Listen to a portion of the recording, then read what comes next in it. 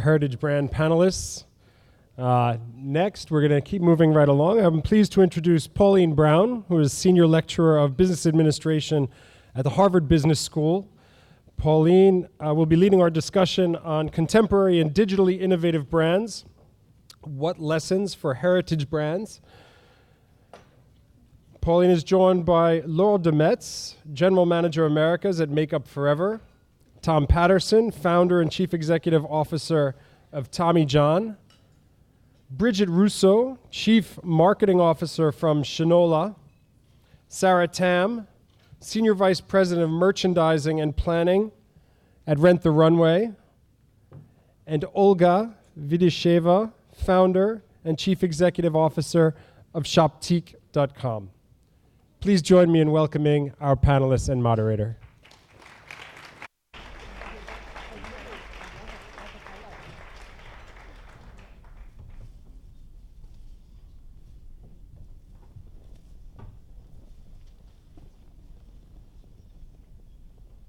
Good morning. Good evening.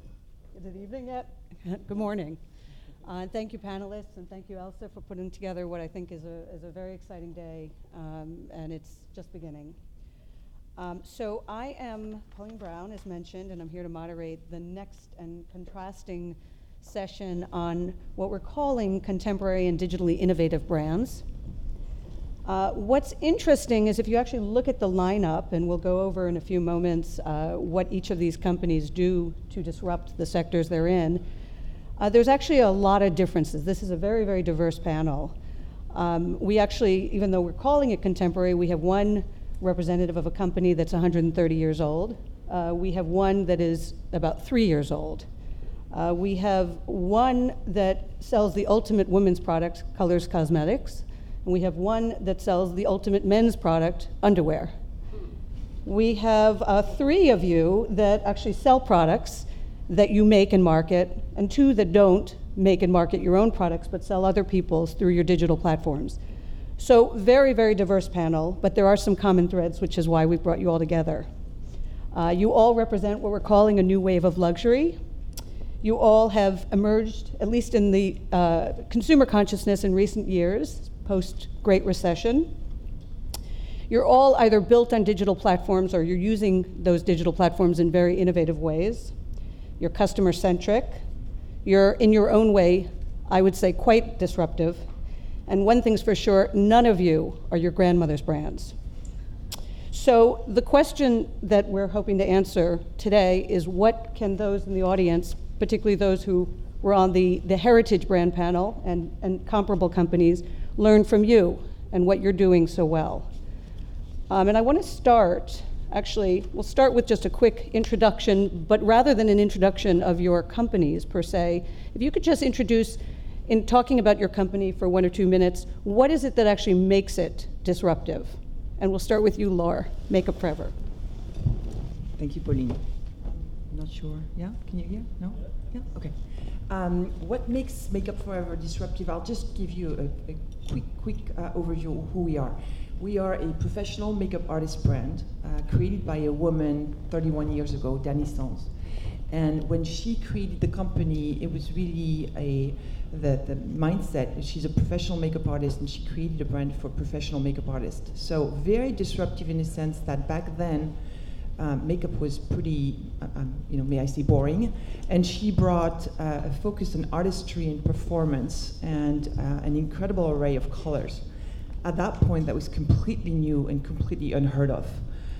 So that's Makeup Forever. One of the challenges we've had and that digital has unlocked for us is when you sell to a small, tight community like the professional makeup artist community, it's very, very small. They don't talk very loud, and it was hard for us to tell our story anywhere. Today, our business has grown to be probably 90% what I call general public. Obviously, we're still super, super iconic for a professional makeup artist, but getting our story out there was very difficult when you do not control your the connection with your customer, because we obviously sell through Sephora, which we don't own the Sephora client. So through digital, it's actually opened up a whole new opportunity for us to actually connect with our customer, whether they are a professional makeup artist or not a professional makeup artist. Okay, thank you. Thank you. I'm actually going to go to Tom next, so we're not sitting in order here, and just say this is, I love your motto, by the way. First of all, you don't call it underwear, you call it base layers. And second of all, reading a little bit about you, it's the underwear that keeps everything in place, whichever way a man moves. So tell us beyond that particular descriptive, what makes your brand innovative and disruptive? Sure, well that was nicely said to start off. So Tommy John's a comfort-focused brand, and we strive to have a premium and approachable approach to marketing underwear, which in the past I think has historically been a somewhat of a taboo subject with men. And we focus on 3 pillars with everything having a purpose, from fabric to fit to function, which we call the 3 Fs. And what we've done is, we started off as a traditional wholesale business, and we had challenges growing into department stores and stores and controlling our message and controlling the brand and the products in that way that we wanted to communicate the benefits of our product. And I think by focusing more on digital, direct-to-consumer, it's allowed us to have a direct relationship with the consumer. It's allowed us to control the way our brand story is told, the way our products are discussed and positioned in the marketplace. And we've really taken, I guess, a new age approach to an old school category. I think, underwear is often considered an afterthought versus a considered purchase. And I think, look, we've upgraded everything from our flip phones to an iPhone, a black and white TV to an HD TV, but I think it's safe to say a lot of men are still stuck in the dark ages with their underwear. It hasn't evolved much since the 90s, and I think that's our goal, is to get that last purchase in a guy's dresser upgraded. Thank you. Thank you. And we're moving now to Bridget from Shinola. And I actually came up with a motto for you. I didn't have to read so much because I'm so enamored of what you're doing. And I said it's a lifestyle brand that not only makes wonderful products, but makes Detroit wonderful. Thank you. So tell us what, beyond making Detroit wonderful. For us, really, it was about creating jobs, and we wanted to do it in a city that had that history. So, when we first said that we were making watches in Detroit, everyone kind of looked at us like, really? In a city that's known for cars. So from the very beginning, that story was really important to our brand.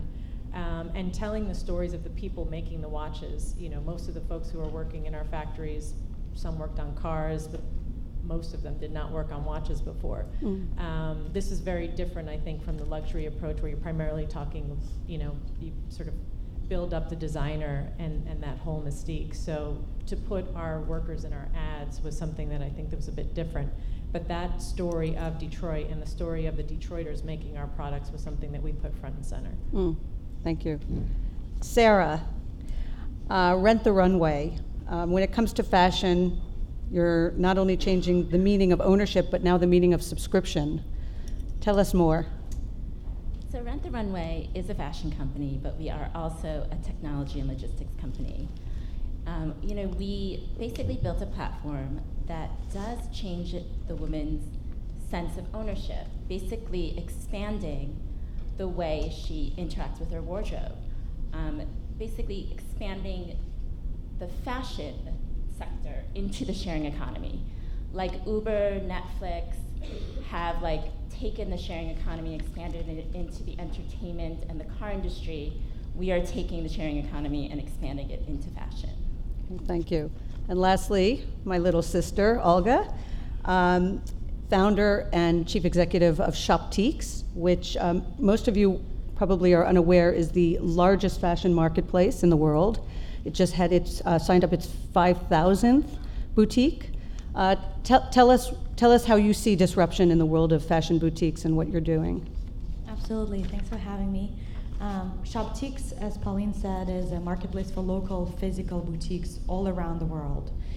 These boutiques and these businesses are sort of the backbone of every economy in every country. When we say startups or we are talking about small businesses today, we mean Uber and Facebook, but in reality, your local dry cleaner, your local small custom shop, they've been small businesses, they've been startups all their life, and they've existed for centuries of generations. And the kings and queens of Russia have been going and getting clothing custom made. And so Shoptiques is taking what already has existed and that has been the backbone of every country and every innovation for the thousands of years, and evolving it to adapt to today's world, which are the boutiques that have a very small amount of merchandise, that don't have to produce thousands of SKUs and thousands of depth in each item, can take much more risk with their fashion choices. And they target to a much, much smaller niche kind of woman, and a woman with a particular taste. And so what we are doing is we are aggregating, as Pauline said, we just signed up 5,000 store.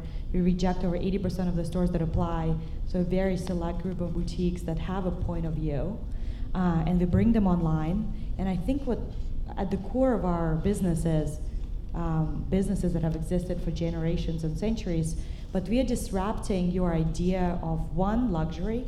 Luxury as a definition is no longer about price, it's about experience, it's about travel and access, it's about craftsmanship. And then we are disrupting accessibility point. In order to get access to these boutiques, historically you had to buy a plane ticket and fly to Paris, fly to Bali, and purchase those goods. What we enable the consumer to do is go on one website on a Friday night and shop from Morocco for plates, from Bali for bathing suit, to Paris for a pair of shoes. And that type of accessibility for unique goods. We are essentially the anti-Amazon, and probably the anti-many brands who are presented in this room. Those are, the stores are not sourcing big brands that you all know. Right. And disrupting the world that way, and excited to kind of give the voice and level the playing field for a lot of small mom and pop boutiques. Great, thank you. So I'm going to start the conversation across the panel on the topic of history. We just listened to a panel where we were talking about this notion of heritage, and we heard words like timeless, vintage, centuries old, savoir-faire. But just to be provocative, I looked at the dictionary, I looked at the definition of these words, and when I looked at synonyms for heritage, words came up like birthright and patrimony. And when I looked at synonyms for history, it was yesteryear, antiquity, days of yore. So, and if I were to ask my son, what does he have to say about history, he'd say, it's a class I just hope I pass. So I guess the question for all of you, but maybe I'll start with Bridget, who's the one representative on the panel who actually has a real history to talk of. How important is history to Shinola and in general for this concept of luxury? You know, it's funny for us because Shinola, for those of you who may not know, historically was a shoe shine brand that was started in the 1900s and became most popular with a saying that you may or may not have heard, you don't know shit from Shinola, something your grandmother or grandfather would have said. And so, you know, we do have that history and sort of that familiarity of those who remember the name or say, oh, I think my grandfather said that or my grandmother said that. So we're building off of that history, but kind of reinventing it. Mm-hmm. It's also for us double meaning because it's representative of a time when America was known for making great things and making things that last. So for us, across everything that we do, there's a nod to that history. Mm-hmm. But you know, we consider ourselves a modern brand, a brand that's looking forward, but is absolutely steeped in those values of craftsmanship and quality and really celebrating the making of things. Mm-hmm. And just a quick follow-on, historically you were not based in Detroit. That was No, Rochester, New York. Rochester, New York. There are so many distressed communities across America. Why Detroit? Detroit for us, and we were looking at other cities, but it kept coming up, and ultimately it was about the people. So when we went to visit the short list of cities that we were considering, we went to Detroit, and you know, in its height, it had 2 million people. Now we're at about 700,000. So there's a lot of history there, but there's also a lot of resilience. And you meet the people, and they have such a passion and such a loyalty to the city. And when we came in, we said, hey, we have this crazy idea of building a watch company. What do you think? They're like, we have no idea what that might look like, but we're happy to help. And so across sectors, and you know, both in the private sector and in the nonprofit world, people were willing to help, and that's what you really find. And you find creativity, and you find a workforce that's ready to work, that has a skill set, and it's just about transferring the skill of building watches. Interesting. Laure, you two are not part of a new brand. Makeup Forever goes back over 30 years. What elements of your history are still true today, and which ones have you adapted or even gotten rid of? The history of our brand is making sure that we fulfill every need of a makeup artist when they are backstage or on stage. These needs haven't changed. They need color. They need all the tools to be able to create whatever artistic vision they have. So that really hasn't changed. What's changing over time is the performance of our products. Danny, in 2008, created the first high-definition foundation because the needs of the cameras on TV or on stage the cameras were becoming so much sharper. And then last year, we relaunched Ultra HD Foundation because the cameras have gone to 4K, and so the details that you're able to see on screen are just crazy too much. So we're evolving in terms of the technology to be able to make sure that the performance of our products keeps up with the technology. But other than that, I mean, we have over 2,000 SKUs, individual SKUs in our assortment, which seems completely crazy. But that really at the core of what Danny wants to provide the market with is being able that we serve every single need. So that's not going to change, and it's only more and more relevant to actually every one of us, beyond the professional community. Mm-hmm. Tom, you're on the other end of the spectrum. You're brand new, 3 to 4 years old. I think you were launched in 2012. What's your take? Can a brand have strong heritage without having deep history? I mean, we talked about that earlier. I think in the underwear category, no. I think, the 21st century guy, the 21st century lifestyle is very different than the 20th and the 19th century. And I think what proves that is, the explosion of activewear, performance, the athleisure category. People's lifestyles are more active today than they've ever been. They're not as sedentary as they've used to been in the past. I think in the previous panel, there was an interesting topic brought up about heritage brands. In order to become a heritage brand, you need to innovate, and you need to continue to be relevant, which I agree to a certain point. But I think you can't be one-sided today. You have to be digital, you have to be at wholesale, you have to be at all touch points that the customer is. And you have to be able to evolve the way you speak, the way you design product, the way you evolve your business model. If you don't evolve, you become irrelevant really quickly.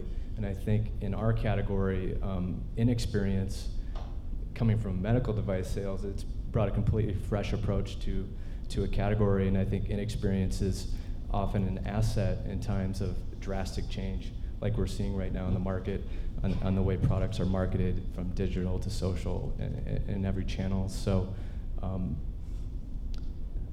think what I'm getting at is I feel underwear is very unique and maybe an outlier compared to a lot of the product brands from the people in the audience. So for me, I personally hope Tommy John never becomes a heritage brand from the underwear perspective. I really want us to be looked at as a thought leader and innovator, and having this restless desire to continue to evolve and innovate and create the next biggest thing versus creating what everyone else already has. Mm-hmm. Thank you. My next one is for Olga and Sarah, because your businesses are unique in that they could not have existed in another time in history. They're very much a factor of where we are today with the digital development and the readiness by consumer and boutiques to be a part of that. So when you step back and you look at the marketplace, do you believe history and tradition are assets to a luxury brand in the 21st century? Or do you see it as impediments in an area in which consumers now claim value, speed, convenience, and access are all important? Well, I think that the way I think about heritage and where we are is in 3 real big ways.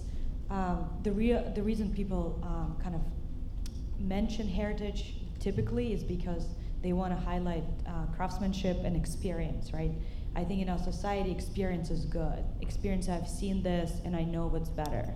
And product quality and value, if you will, kind of in our minds goes up with experience, right? We want more experienced leaders. We want more experienced people around us who will show us the way. And so if I look at the heritage brand, they highlight that craftsmanship. And so for us, remembering that at the core of that is really people want craftsmanship and value, with or without history. So can you highlight that value and craftsmanship there? Then the second reason people talk about heritage is nostalgia, right? Coke, not a luxury brand, but did Olympics, a lot of the Olympics ads that showed you Olympics through the years, and that all the Olympians, I don't know the word, but have used Coke, and here you're feeling of, I associate with Coke because my heritage and my parents and my sisters have been enjoying the drink. And for us, we have that heritage of boutiques have existed for generations, and nostalgia can be used, we use it in travel, because it doesn't mean that shopping the way it was, oh, I just need a top, is gonna stay the same. We're innovating in how we access your nostalgia. I'm accessing your nostalgia through experience of travel, the last time you went on your honeymoon or the last time you went on vacation to Paris. Now you can access that feeling of nostalgia for the travel and that source of wonder through buying something at that local physical boutique. And then I think the third one is access, right? Yes, Shoptiques wouldn't have existed 20 years ago, but if you look at 1-800-Flowers, they were a phone number, so they were innovating with accessing small retailers in a flower space way before internet existed. They just adapted the avenue of how to connect small businesses to the customers, first through having a small store, and then they became a phone number, right? Because we all forget now, but that was a big avenue of purchasing, was 1-800 numbers. And now it's internet. By the way, tomorrow it's no longer going to be desktop. We're seeing more and more % of people buying on mobile, and that's changing the experience. So I really agree with you around, you have to constantly innovate, but remember where you came from, but not kind of giving so much value to heritage, and heritage is not going to drive you forward. People know what people see as heritage is changing, and what they associate with is changing, and so it's accessing what you can to bring those pieces of heritage, but then still innovating in how people experience that product. Great, yeah. Sarah, how do you respond to the question? I absolutely agree with Olga. I think that heritage is actually definitely an asset to brands. I mean, you definitely have brand recognition, you instill trust, you have traditions that people respect. But at the same time, the consumer is behaving in such a different economy today. You have Fresh Direct, where you have groceries at your door the next day, and you have Amazon Prime, where 2-day shipping has become the standard, and you have things like the Seamless app, which delivers hundreds of restaurants to your door, dinner in an hour. And this standard is an expectation to the consumer. So just understanding how you take those histories and those traditions and how you deliver on some of those new expectations today. And another point that Olga hit, which is very, very important, is it's almost not enough to have a successful e-commerce site. Mobile commerce is actually really important today. Basically, the time spent on mobile has exceeded the time spent on desktop. So creating seamless, frictionless, engaging information on mobile sites and mobile apps are now going to be the next step in really becoming friendly to that new generation. I'm actually going to turn this one to the audience. Same question I just posed to Olga and Sarah. Do you believe history and tradition are assets or liabilities for a luxury brand in the 21st century?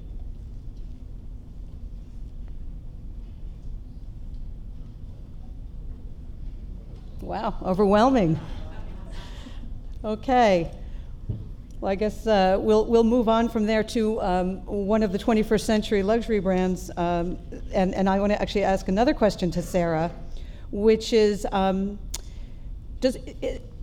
you step back and think of the impact that Rent the Runway is having on the sector, the fashion sector, Are you actually disrupting it, or are you enhancing it by introducing a new, a new customer who otherwise probably couldn't afford the full, to actually buy many of the things they're wearing? That's a really great question.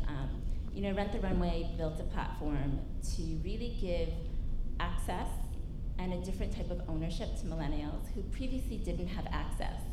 I think when you think of the primary competition of Rent the Runway, it's not actually brands, it's actually fast fashion. The majority of the wallet share of millennials was spent in fast fashion. 25 billion pounds of textiles end up in landfills annually, and it has been propelled by the growth of fast fashion, which in the headset of millennials, fashion is kind of thought of as disposable versus an investment. What we were hoping to achieve at Rent the Runway was to build a platform where millennials can experiment, have access, learn, try brands, and really have them think about fashion in a different way. Really think about real brands versus fast fashion, and have them kind of shift their mentality from disposable to investment. Okay. All right, I have one more question, just because you each raised it independently, Olga and Sarah and other panelists, if you want to chime in, about the sort of next wave of mobile commerce, mobile marketing. Can you share more, since you're on the cutting edge? What are you seeing? What's different about what you have to do with your mobile assets as opposed to your traditional digital? And where do you project in the next 5 to 10 years that would need to go for everybody who's involved in e-commerce and e-marketing? Olga, why don't we start with you? I think we are innovating every day. Just think about, I always want to take a step back and just think about our behaviors. On the phone, we're just much more distracted. I might have a text message coming in, there's a phone call. Sometimes on desktop, you're like, okay, I'm going to take a 5-minute break, I need to buy something. And you're really in that behavior, and the distraction level is not the same as on mobile. You're walking by, there are cars running by, somebody's calling. So I need to be so much better at just grabbing your attention. I think that the bar for fun and ease of use of technology has just been doubled in the last couple of months alone, just by the factor of all of us moving to the smartphones.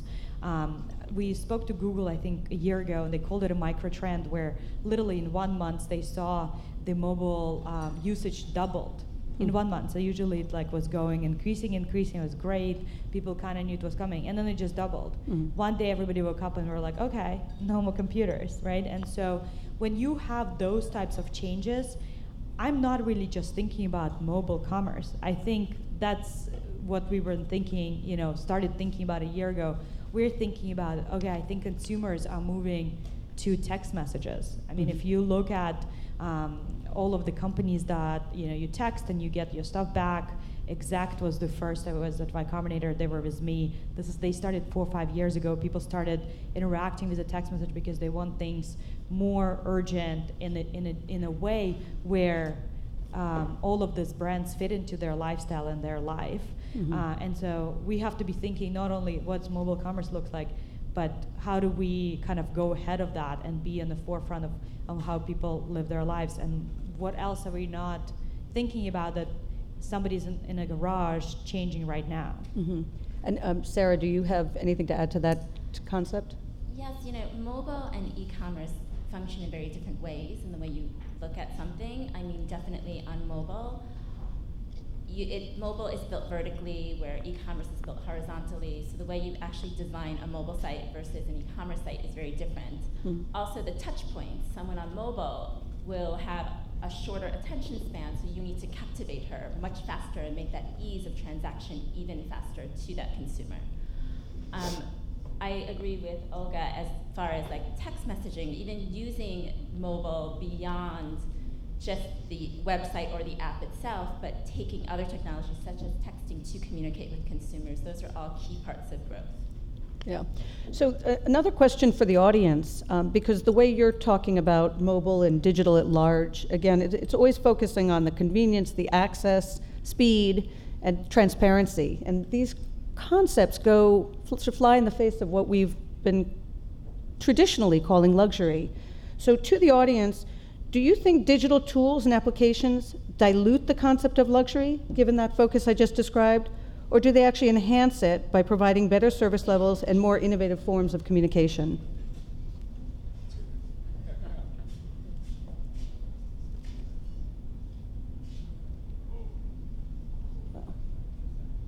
So I will say it's interesting to see, once again, an overwhelming response toward the sort of strategic benefits of digital, yet luxury players have been the laggard when it comes to adopting digital tools and new technologies in general. So just a sort of food for thought. So are we thinking one way and behaving another way, or is it just a matter of time that we're right there with the rest of the consumer economy? Question for Bridget. How, you've really kind of broken down what it means to talk about handmade in a sector where watches, if they were handmade, were sort of owned by the Swiss brand, right? First of all, do you think of Swiss watchmakers as your competition, and how have they responded to what you're doing, if at all?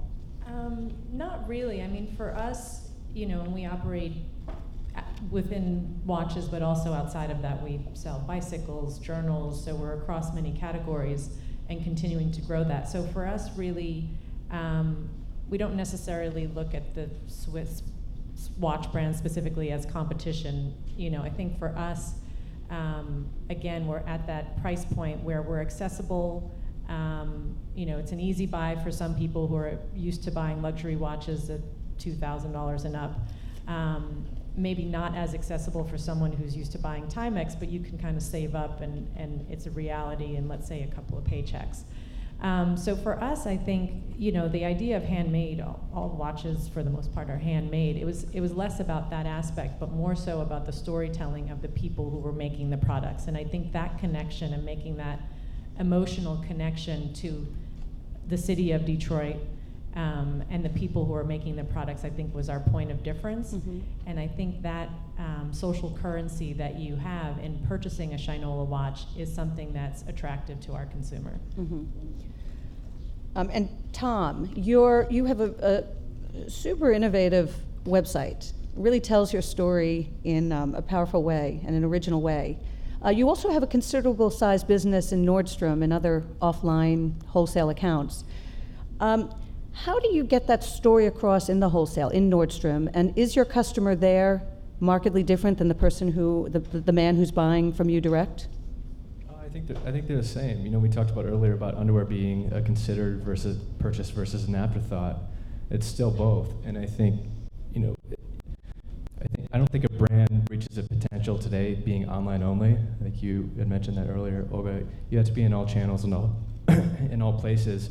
I think one of the advantages of being in a retailer like Nordstrom is the salespeople are very experienced with product knowledge, and they're incentivized to sell and understand the brand story and the product and the innovation. And I think when you partner with premium retailers, you're able to train them on your brand story and how to position your product to the customer. And that's something we've spent a great deal of time doing. But now, we do a significant amount of advertising on radio and TV. So now a customer's first brand experience with us is on their phone. Not oftentimes are they purchasing on their phone, but that's their experience. Who are they? Why are they different? Why should I buy this? And we're seeing things from, I don't think guys can read anymore. They look at pictures and they watch videos. And whether you call it the YouTube generation, they're extremely distracted. So you literally have 60 seconds to cancel out all the distractions. Mm-hmm. And so you have to be really clear and concise about who you are as a brand, what you mean to the customer, and why they should buy your product or not. Because it's a sea of sameness, it's a sea of brands. Every day there's a new brand reinventing underwear or reinventing jewelry on the internet. But I think that, the strong brands know who they are, mm-hmm. and they know what their products are. And I think at the end of the day, and for pretty much everyone in the audience, the best product wins. I think anyone can sell a product once. The great brands are able to get consumers to come back and buy over and over and over again because you stand for something, they trust you. And trust is built over time. It takes decades, as you guys know. I think it's incredible that brands like Rent the Runway can build trust really quickly. I think that's really rare and it's very hard to do. You can call them a unicorn if you want, but I think it takes time, and I think a lot of brands are very impatient with that being true to themselves. Laure. Oh, yes. I think just one Please. interesting thing that I'm a fan of the brand. I obviously don't wear it, but but I think what's interesting about what these guys do is they use a medium like radio, which is in one sense considered traditional. It's satellite radio. But I think from a luxury brand perspective, to not be afraid to use mediums that maybe in the past you would never touch. And I think that was part of maybe the problem that luxury brands had, being so afraid of digital, because it was like, no, we can't raise the veil. That's too much accessibility. And I think that's a huge learning from what you guys do. Does Shinola use some both age-old media for its promotion? Yeah, so we, I say we use the New York Times like our PR newswire, newspaper. It's one of the oldest mediums in the book, but we use it in a way to make big statements. There's not many watch brands that do the full pages. There's a lot of quarter and half pages. So when we use that vehicle, it's to say something big. When we first started, it was Detroit, the new watchmaking capital of America. So it's about mixing the mediums, using traditional in modern ways. And I think that's what everyone on the panel here really represents. So that brings me, actually tees up very nicely my question for Laure. Before, when asked how Makeup Forever is disruptive, you focused on that which is very clear, that the product, the innovation around the product and the number of products and the sensitivity and refinement of the product. When it comes to communication, when it comes to the brand, when it comes to distribution, how are you most disruptive, if at all? I think there's a slide that I sent, maybe can be up. Last year, one of the beliefs of Danny is we're a very welcoming brand. We welcome difference, we welcome diversity, and we welcome creativity in all aspects of creativity. One, through professional makeup artists that work in TV, they work in fashion, they work in editorial, they work in Broadway show, whichever way their artistry can take shape. But also diversity of our client, from a skin tone standpoint, from a lifestyle standpoint. Last year, we wanted to bring that to life in a way that would be really tangible. And we did this fantastic campaign called Be Bold, Be Unexpected, Be You, where we really wanted to emphasize the endless possibilities that we can achieve, of artistic results that we can achieve with our shades, our textures, our formula. This is Andrea Pejic here. Andrea is the first transgender model to be in a makeup campaign. And Andrea's story was really interesting for us because it conveyed all that, openness. Our community is very diverse, obviously, men, women, at every different, lifestyle or stages in their career. And we were the first brand to recognize that, transgender is out there, and makeup is a huge part of their transformation, of their ability to be who they are. So that's a way to, be different and be innovative. We delivered this campaign, or announced this campaign, the day before Caitlyn Jenner actually, came out of the closet, if you will. So that was the beginning of a big topic that, became quite public. Meanwhile, it hadn't been very public in the past. That's one way. When we designed this campaign here in the Americas, we obviously, connected with Danny, our founder, who's in Paris, and said, Danny, are you comfortable with us going there? And she's like, oh, hallelujah, of course. And I've been working with people that are so different all my life. These are my friends, we call them, or she calls them, her tribe. And she's been surrounded by people that are different, and different is great. And we love to be supportive and being able to show that. So you all are doing something quite different, and in fact, leading the way in your respective sectors. My question, and this is for everybody, where do you look for inspiration? Obviously, you're not looking within. Where do you find inspiration for some of these rule-breaking moves that you each are leading? Sarah? We love collaborating and meeting with technologically relevant millennial companies.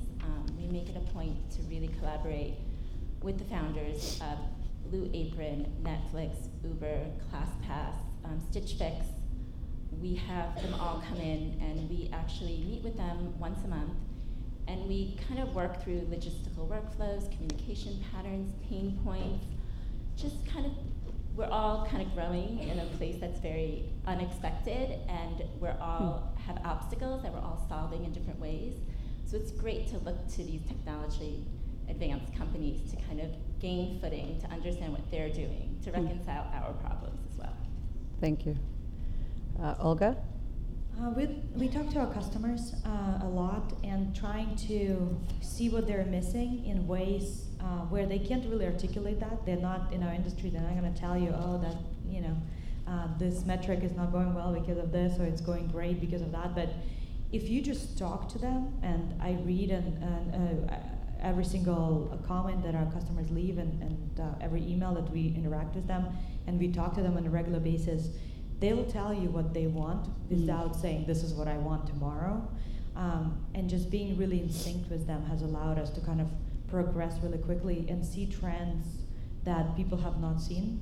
Experiences, for example, kept coming up. We were asking them, what do you give as gifts to your family and friends?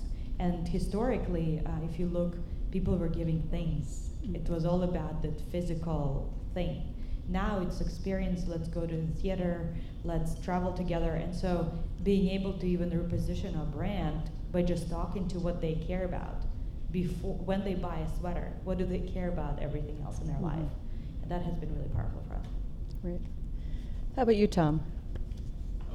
So we do a lot of customer surveys and insights with products that we ship out just to get their feedback. We also have reviews on each of the products on our product page, and I think it's a way to catch potential quality control challenges, customer reviews, what's missing, what do they like, what do they dislike. And I think what we found is our customer is willing to tell us probably more than we want to know sometimes about their underwear experience, but we actually find it really insightful because they are the customer at the end of the day. And if we're not serving them, I see that as a problem that we need to solve through innovation and through better products. And I think we look to them first because they're our loyal brand followers who believed in us since day one. And I think there's a feeling of, there's an emotional connection when you really listen.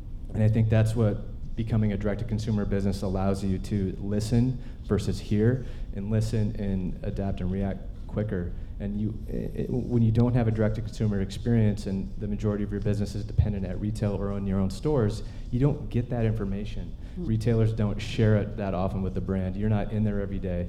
And I think that's really critical to maintaining quality as a brand scales, because I think you hear a lot of brands grow very quickly and their quality goes downhill. And I think that's the biggest challenge I think I've found in our category is maintaining a consistent level of quality and really listening. Bridget, where do you look for inspiration? I agree. I mean, for us, it's definitely comes from the consumer. We absolutely listen. We're very active on social.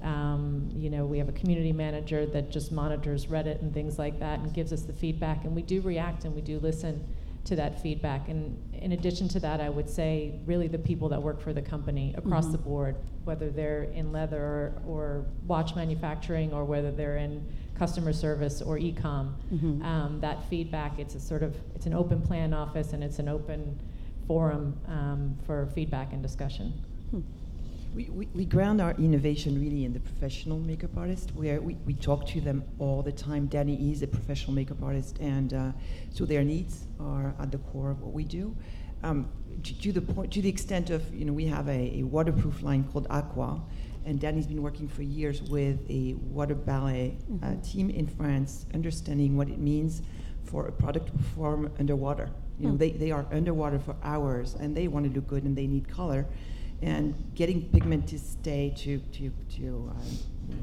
not disappear underwater when you perform on stage, except your stage is water, is super difficult. So we really work with the pros on how do we answer their specific needs. That translates to every one of us in a way that our stage might not be the big stage, but our stage is a board meeting, is a looking good at dinner. It can be anything. And Danny's philosophy, Danny's motto is life is a stage, whoever you are.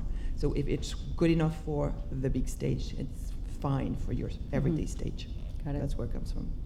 Well, it's ironic that in an age where everyone's raising money saying they want to be the Uber of, none of you mentioned a company. You mentioned your customers, you mentioned your employees, intermediaries, and peer group. So just an interesting takeaway on how you're growing in spaces where there really is no precedent. Question for the audience.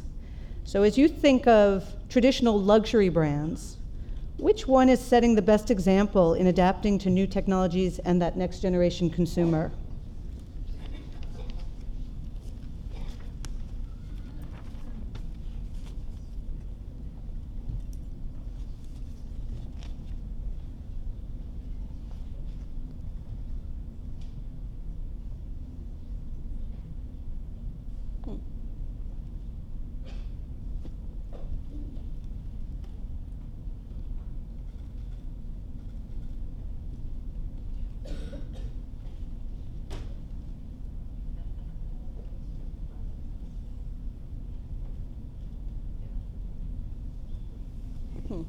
Okay, well, I'll let it keep going because I think it's going to be a well-populated slide. I think it is interesting, though, that the diversity of industries reflected and the fact that we go from digital, that somehow Net-a-Porter, for example, or Warby Parker have come up as traditional luxury brands that are adapting. I guess they're the old guys, right? I have a question, again, for everyone on the panel, and then I'm going to open it up in our remaining 10 or so minutes for the audience to ask questions. Predictions. So we've talked a lot about where we've come in the post-Great Recession era. We talked about where we're going in terms of the next 2, 3, 5 years with mobile.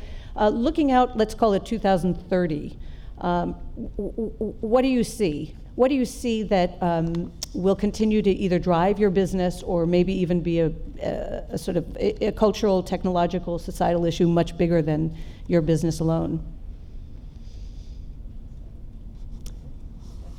Okay, Bridget, all on you. I'm not sure, but I think it seems so far away. For us, I think that we've made a promise that we constantly have to create products that have a purpose, both a social purpose, in our case, creating jobs, and also a purpose in your life. So hopefully we continue to keep that promise to the consumer and continue to be relevant. I think that's probably a large part of what we're doing, and for us, growing globally. We're primarily based in the States with a small footprint in Europe, so I think there's a big opportunity there as well.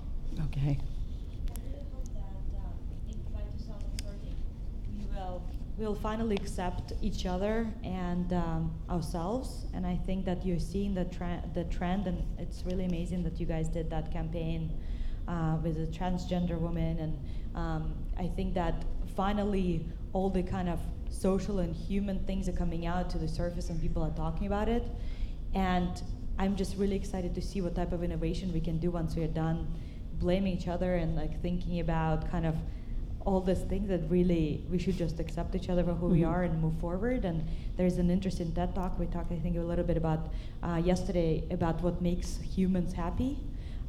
It's relationships. So maybe by 2030, we will stop focusing on, blaming and what's the right way. Everything will be more about acceptance, and the brands and products will much more about relationships and human interaction. And the reason I'm excited for Shoptiques is because I don't think offline retail is going to go away. And probably the reason luxury brands are not enforcing or excited about digital is because you can't touch and feel. Same with relationship, your type of interaction you can have on a text message is not the same as in person, looking somebody in the eye. So I think we as brands will evolve. I think it's gonna get a little worse before it gets a lot better. I think a lot of things are coming out finally, and by 2030 I think it will be about products that will enhance our lives as humans, and what fundamentally makes us happy, and we will think about probably different our lives in general. So in other words, the current election season is not a proxy for where we're going. Maybe it's the storm before the calm. Sarah, what do you see looking out? You know, in 2030, which does seem like a very long time, I see definitely more of a synergy between high-touch environments and technological advances. I would envision a store where there is so much technology in there where you can look in a mirror and it could change the items of your clothes and just like everything becoming so high-touch and high experience. Also, like for a company like Run the Runway where we started out online, you know, we are realizing very quickly the importance of a high-touch environment. So we are actually going backwards where we start out online and we're building touch points in metro cities where we need a presence to really accommodate the customer who wants to touch and feel. So that definitely is important. So in 2013, I see this seamless integration between a high-touch environment and a technologically advanced environment. Okay. Tom? Sure. You know, I think we talked about relevancy, being relevant in technology and continuing to innovate, which is obviously really important, but I also think just continuing to listen to the customers. And I think that direct-to-consumer, direct experience, you get that real-time data. And I think one of my biggest fears in 2030 as our company continues to grow is being able to move as quickly as we can now and still remaining nimble and flexible. And I think that's the challenge with a lot of these heritage brands is they aren't able to move as quickly as a lot of these direct-to-consumer focused brands that you're seeing in the marketplace. And you could say that they're taking market share, they're taking focus away from their brands. Mm-hmm. And so I really think it's a balance and an art. And I think what works for some brands won't work for others, and what works for them won't work for us. And I think and what works today may work 5 years from now. And I think radio is a great example. Radio's dead. No one listens to the radio. Well, it worked for us. Mm. So I think you need to test and constantly don't lose that sense of trying, failing, and learning, because things change and sometimes they change. And I think being on the forefront and seeing things before others is really critical to a brand remaining relevant as the change. Because I think I've seen so much change since we've started as a brand. I think we're only going to see more, and it's only going to become faster and faster. And speaking of radio, I think one of your biggest proselytizers is Howard Stern. So obviously that kind of put you on the map. Was that paid for, by the way? No, he got a pair of underwear, which I did not know. He talked about how he felt so comfortable, like he was wearing women's underwear on the radio. And some people started calling and said, "Hey, Tommy John's on the show." I said, "No way, I didn't believe it." So, but I think the point being is he was an authentic, genuine customer first. And I think that's one of the reasons why it works so well for us is because he believed in the product and we weren't paying for passion. It wasn't a paid endorsement starting out. And I think that just comes with trying and sending and working. Eventually, you know, something's going to stick for your brand, and you have to, you know, read the stickiness and, you know, react to it and take advantage of it, which we've certainly been trying to do with it. I see a stronger and stronger connection with our customers, being able to talk to them and them to talk to us. What we're seeing in the makeup industry is she's becoming savvier and savvier from an education standpoint, which is a very, very important piece of our core values at Makeup Forever. She can, I don't know how many of you know about the contouring trend out there and color correction. I mean, what she can do with her makeup today is very sophisticated, things that only professional makeup artists would do in the past. Now because she's reading the vlogs and she's on YouTube, she's learning on her own, and she expects of us way, way, way more than she ever did.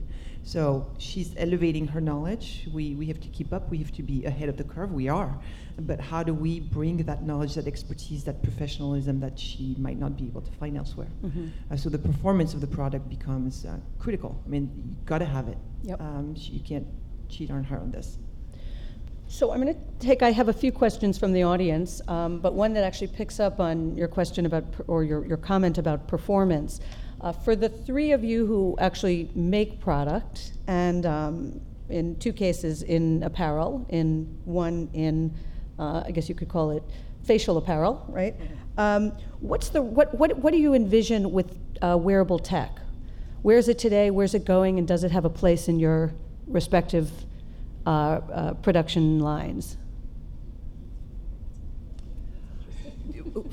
wearable tech, I mean, I'm not thinking wearable tech as in your traditional Google Glasses kind of thing, but she's using her phone so much. I mean, she's looking at how do I make up, how do I do that, latest winged eyeliner or whatever. So that's wearable tech. Her phone is wearable tech in our industry. What about, though, in your case, the use of technology for makeup products themselves? I go back to 4K and the cameras that are, the iPhone 6 brought up 4K camera, so the sharpness of your selfie is so much better than what it used to be. So which brings a great opportunity for us to provide the perfect foundation for selfie. So technology is embedded into our products for sure from that standpoint. And how about you, Tom? Are you looking at this? Well, the answer is no. We're not working on GPS technology in your underwear. I think technology definitely has a place. Wearables have a place. In my opinion, more in the activewear performance category. On the athletic side, one of my concerns, which a lot of studies don't show, is what are the effects of long-term electronics around parts of your body for long periods of time. I think there's a lot of data supporting cell phones shouldn't be near parts of guys for long periods of time. But I think there is a time and place, and I really think it's category dependent, it's product dependent, and it's certainly worth testing. And I think that's one thing is we spend a lot of times on websites at Tommy John understanding what's relevant, what's new. Looking at the consumer electronics shows, I think a lot of it may be ahead of its time, but at some point it's going to come into place some way, shape, or form, potentially for other categories outside underwear for us. Bridget? We're a pretty analog company, and certainly with the introduction of the Apple Watch, this is a hot topic in that category. And I think for us, if it makes sense for the brand and it feels like a natural, organic, thing for us to do, we'll do it. If it enhances the customer experience, we'll do it. But it's not something just to do because this is the hot topic. Now let's all jump on the bandwagon. So I think for us, it really would be a considered decision, but we wouldn't rule it out if it would make sense for the brand and for our customer. But not today. Yeah. Not today, no. So time for one last question, which I'm taking from the audience. And this is really for all of you. And I think it's relevant in the context that you're all in fast-growing companies, where many times managing the growth is your biggest challenge, right? And the focus when we've talked about innovation and communications has been entirely on the external environment. But what, if anything, are you doing in digitally or with other innovative methods to communicate internally and to build your organizations and your cultures?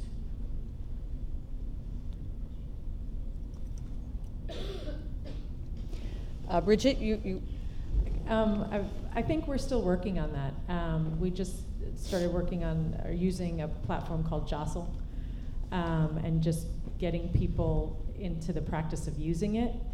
But it's very important to us that internally, across the board, everyone within the organization knows what's going on, understands what's happening within the company, both from the business side of things and on the product side of things. So we're still lucky. We're small enough where we're pretty high touch and we have big town hall meetings. But as you grow and as you open offices in other places, that's going to be a little harder to manage. So I think, weirdly, video plays a big role for us. A lot of people don't read.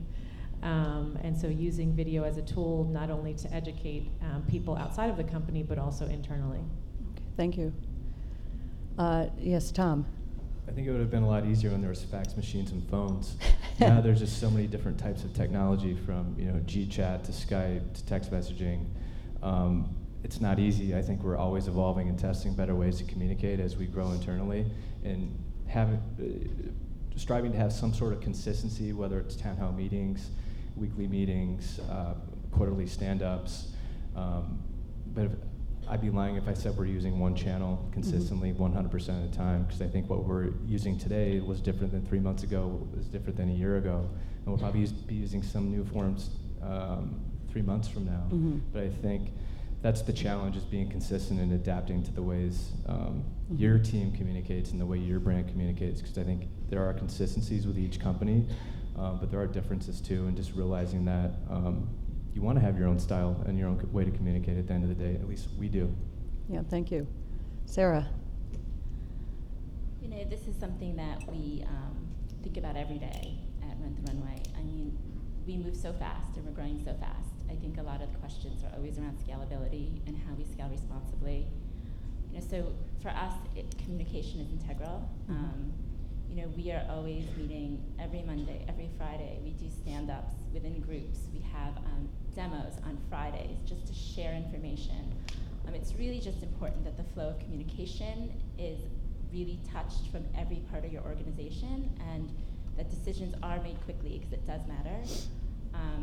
But I would say that the one thing that we're trying to do internally is really just get the communication flow to every point in our company and making decisions like scaling top priority. Yes, Olga. I think two things for us is picking one metric that everybody can get aligned and behind on and feeling that they can impact it, and then full transparency around numbers. So anybody at any point, if they do want to look and making it, we have huge dashboards on TV of what is going on in the office, and so having one metric and then communicate down how each of them can impact. I'm really big believer on visual cues, and so our strategy was broken down into 2 simple cards, and each employee picked the card that they think they can impact, and it's every single day on their desk. They sign their name on the back that's what they're committing to do, and kind of reiterating that every single time. But I tell my team they have the same access to the numbers that I do, and it's in easy digestible dashboards. And if one metric ever leaks, it will end. And we have never leaked any numbers to the press, even though press calls our customer service sometimes and ask for metrics. And so I think that if you empower your team to feel like they're part of this and they're building it with you, and it's their legacy just like as much as theirs and as much as yours, I think that everybody will just really rally behind it, and the decisions will get made quickly, and they are not going to feel like, oh, I can't make it because you didn't approve it yet. Thank you. Do you want to add anything to that, Laure? Yeah, I'm really with you when you say empowerment and communications, like just, go do it. What we struggle the most with is speed to market. The market's moving so fast. We're in an industry where we really want to provide products that perform, that deliver, and the amount of checks, to get a product to market there's many of them. We're part of LVMH Group, so we have a standard of quality that is excellence. And how do you marry excellence and speed to market? That's something we really struggle with. Well, thank you all. This has been very interesting for me, I hope for you, and I hope for the audience. Thank you again.